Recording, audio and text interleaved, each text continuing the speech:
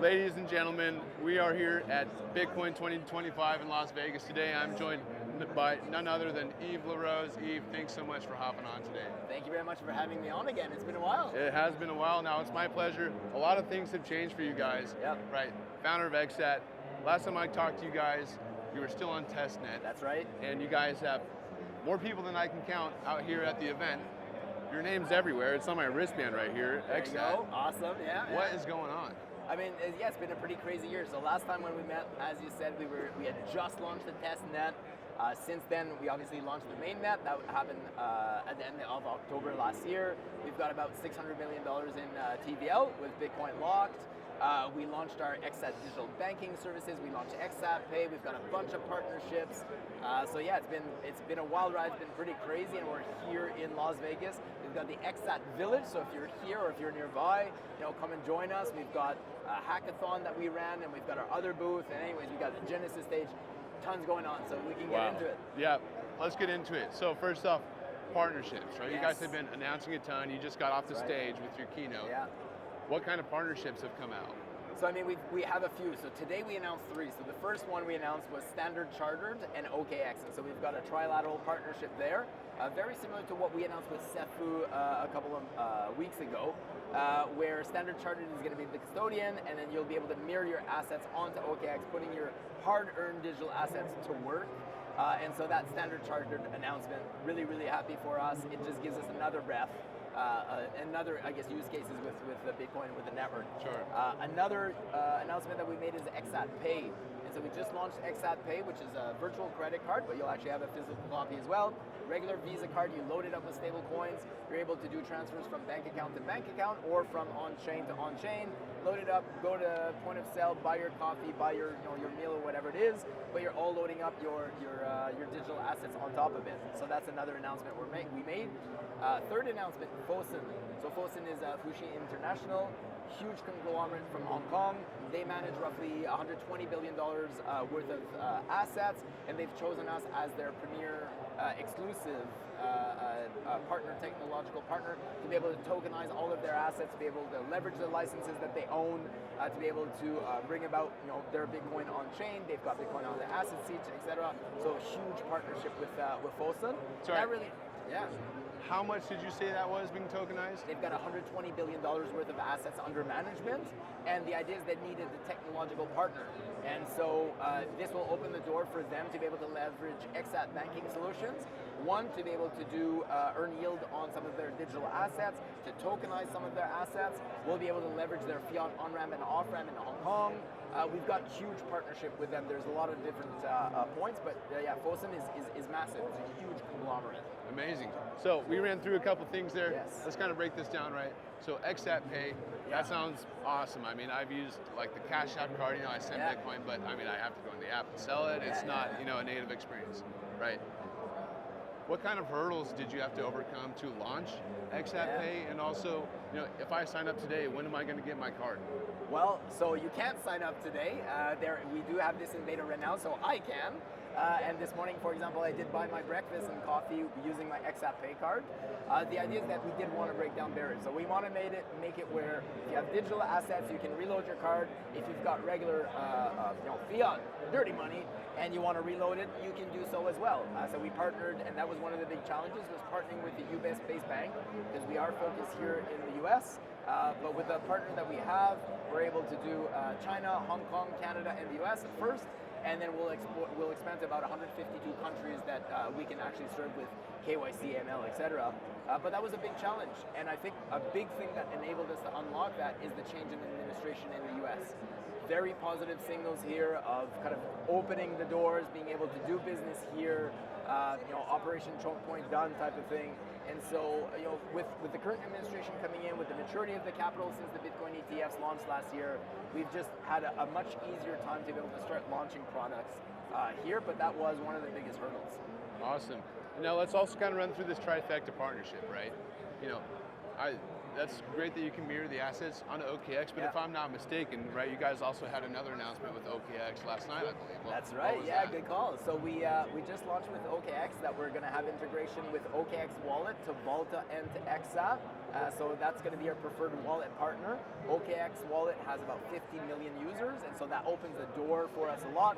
There's going to be more integrations in there in terms of USDT EOS and other different assets, so that you'll be able to use the OneX wallet, the OKX wallet, and then be able to leverage their DEX on there. And so for us, it's a huge point, because one of the big, issues that we had was that it was very difficult to actually open an EOS account.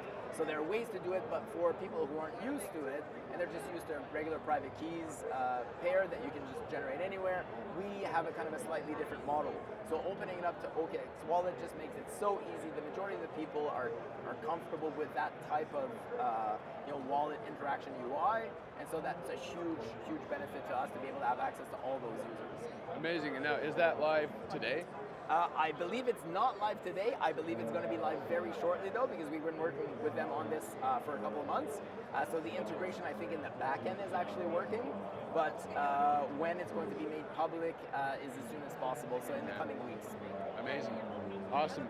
Now, you also mentioned, in that integration, in that partnership, right, you're able to leverage both Vaulta and XApp, right? Can you kind of talk about that relationship between these two organizations? Sure. Yeah, so Vaulta, XApp, they're one and the same, essentially. So Vaulta is the underlying chain. So Vaulta is the rebrand of what EOS was. So we've got a new ticker, we've got a new name, basically a brand new network. The ticker's been live now for a couple of days. All the exchanges delisted EOS and listed Vaulta. So that's the underground, protocol layer, the infrastructure layer. That's the blockchain, the layer one. And then XApp is our flagship product that's built on top of it. So where our banking services are going to be concentrated, where our kind of the narrative and the focus of what we're doing, that's all at the XApp layer through the XApp banking services. Now, some people are going to leverage the services that we offer. Others are just looking for a tech partner. For example, like Fosun, part of it is they don't have the technological, know-how, but they do have the assets, they have the licenses, and so they're just going to connect directly into Vaulta or XApp network itself, and others are just going to leverage it because, for example, we've got products we have licenses, but you may have licenses in different jurisdictions. So you'll be able to take what we've built, kind of the building blocks, and apply it to licenses that you have to open it up for your particular users. So it really depends where it is, but essentially it's all one and the same. Amazing. Well, I think even in the early stages that you guys are, with all of these partnerships you guys have coming out, right? Maybe early stages is a bad way to put it. You guys are clearly building really fast, right? You've got the TVL to kind of claim that, Bitcoin banking statement, right? I'm curious, what is the North Star goal for XApp and, for Vaulta as well? So as a regular user, you and I, if we go to a bank and we want to have access to financial services, most likely we can have a checking account, banking account, maybe we can have a credit card, take out a loan for a car, maybe get a mortgage. But if you're an institution or if you're a private banking client, you have access to way more financial services. So ultimately our goal is to democratize access to those financial services down to the retail level. And so leveraging the power of blockchain, we're able to lower the cost of entry, lower kind of the administrative overheads of offering a lot of these products that typically would only be accessible to institutions or large private banking clients, down to retail users. And that's really what we're all about. We want to be able to democratize access so that small retail users, everyday retail users, can benefit from the same yields, the same type of products and services that institutions can. And we can only do that with the power of blockchain. I see. Now, what are some of those, financial products that you think really is hurting retail that in the current situation they don't have access to? I guess one of the big ones is collateralization of assets. So you go to the bank right now and you want to take out a mortgage or something like that, and the bank is going to look at your bank statements. You got $100 in your bank account, and they say, sorry, you don't have enough money. You tell them, but look, but I've got 100 Bitcoin in this other wallet. I've got plenty of money to be able to, cover the loan. Sorry, can't do it. We don't recognize digital assets as collateralized, collateralizable. And so that's a big pain point that we're trying to overcome as well. The fact that digital assets do have their space, they're being recognized more and more, and we want to be able to unlock that potential so that people who have digital assets can benefit from the same kind of products and services that those who have fiat currently do. And so that's one of their big North Stars as well, just unlocking the potential of your digital assets. Amazing. That sounds awesome. You know, I mean, I know myself, right? There's so many things that enterprises and institutions have access to that, you know, retail traders don't. I mean, we kind of, you know, saw that really come to light with the whole GameStop, Robinhood, stopping the orders, right? It's that whole kind of narrative. You know, you did just have a talk on the biggest stage here, right? The Nakamoto stage. You know, why don't you kind of run us through just highlights of what you just talked about? I mean, one of the things that we announced that we've been working on for a while, and it's related to the Standard Chartered announcement, but with Cefu, is we've been piloting a project whereby we call it a CDFI project, where you're able to lock your assets on chain, earn protocol level yield, but then because of MirrorX Cefu solution onto Binance, then you're able to put your assets at work as well. And so the assets are on chain, they're safe, they're transparent, you can see them, but then they're being mirrored on Binance in a CEX, and then you have quant teams in the background that are able to run some trading strategies. Depending on your risk profile, right now what we have is a delta neutral trading strategy, so it's quite conservative, but that compounds the yield that you're adding on chain.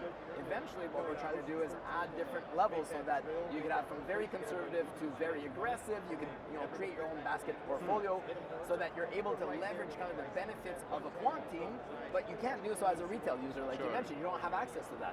But with the power of numbers, and because everything is transparent on chain and the barriers of entry are quite lower, then you're able to access products and services that traditionally would only be available to institutions simply because of the economies of scale. Doing that out of blockchain is incredibly difficult. That's why usually it's only accessible to private banking clients, right? You need to have a certain minimum, whatever it's $100,000, $200,000 or something like that to invest before you can benefit from lower NER fees or different trading strategies. With this, we're going to be able to bring it down to really the end user, where maybe there is somewhat of a minimum because you'll have to go through KYC AML type of thing, so there's a cost there. But generally, the barrier to entry is going to be much lower, and you'll be able to put your assets at work in similar fashions that large institutions and private banking clients are capable of. And that was one of the big things that I talked about on stage that obviously got, you know, a big round of applause for that, because it's a huge pain point in our industry. So unlocking that is a big opportunity. Okay, so, you know, if I'm understanding correctly, to summarize, I'm able to self-custody my Bitcoin, but while still enjoying all the benefits of holding it on a CEX, right? A centralized exchange. So that's ultimately the product, right? And that's what Cefu offers, that's what Standard Chartered offers.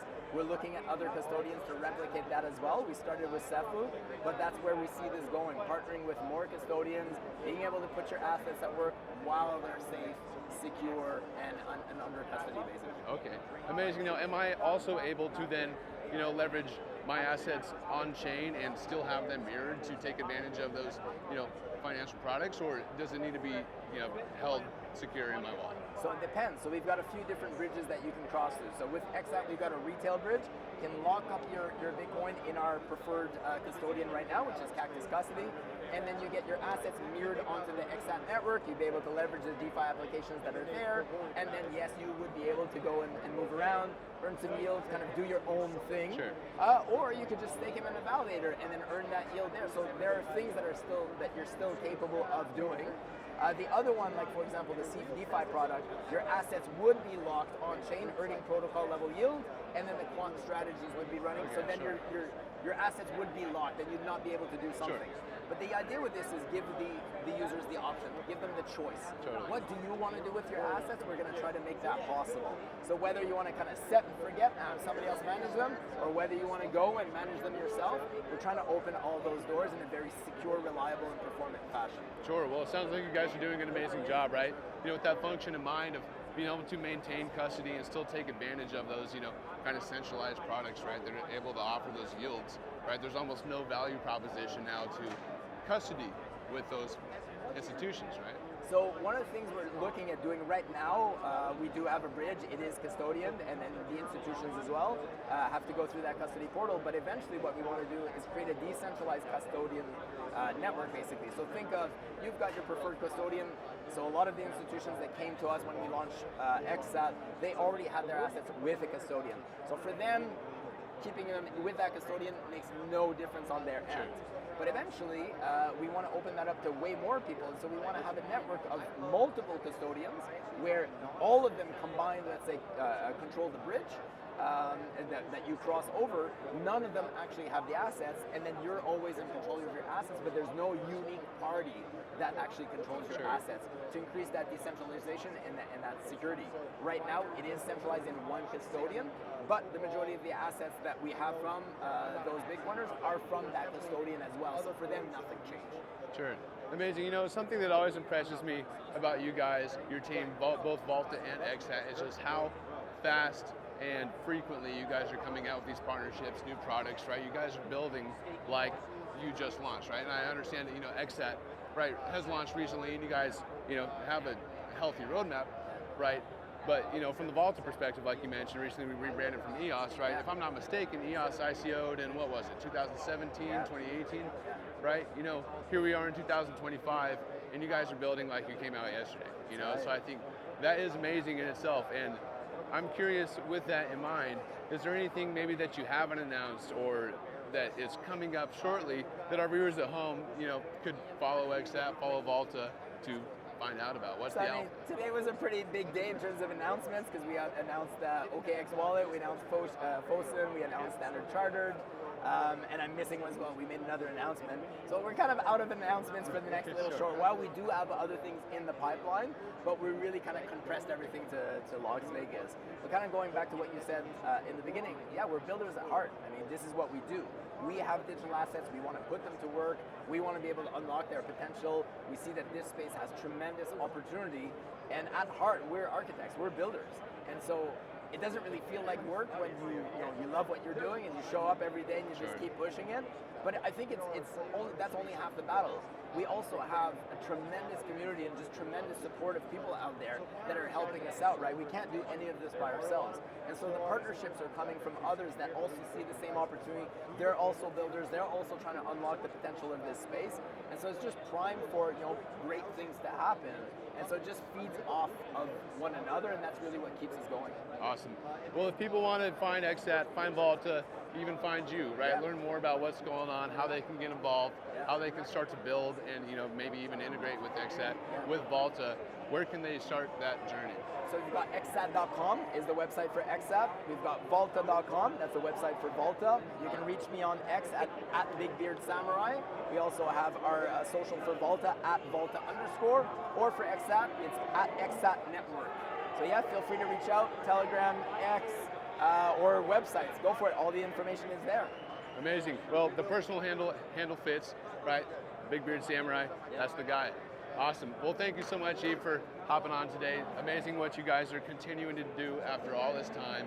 You know, always surprised by what your team is putting out there. And I mean, if you're at this event, you've heard of XSAT. It's pretty right? insane. Yeah. So yeah, cheers, thank you so much again. again. Thank you very much as always. Cheers.